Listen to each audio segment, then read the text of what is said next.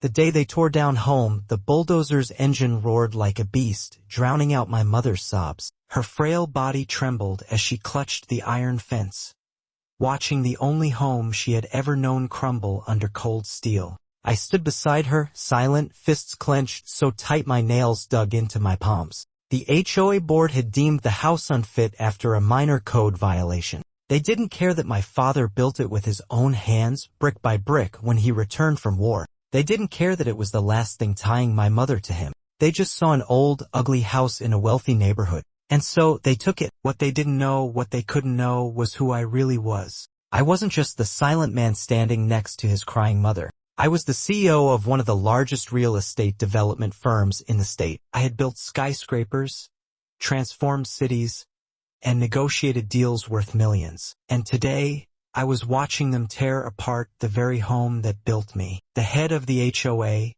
a smug man in a tailored suit, walked over. "I'm sorry for your loss," he said, feigning sympathy. "But rules are rules." I met his gaze, my voice steady. "Yes, they are." I turned to my assistant, who had been waiting patiently behind me. "Is everything ready?"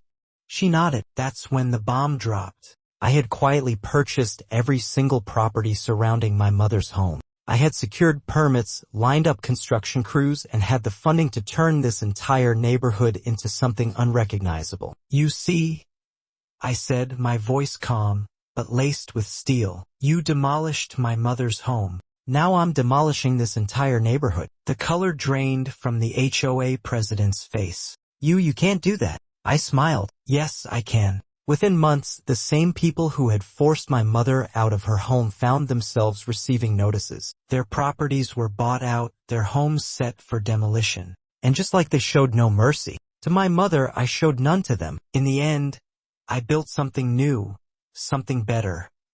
A community for families like my mother, where no one could be bullied into losing their home. The day my mother moved into her new house, a house that I built for her, stronger, grander, yet filled with the same love, she cried again. But this time, they were tears of joy. And as for the HOA, they learned a hard lesson. Some homes aren't just houses, and some people aren't to be underestimated. Do you think about this situation?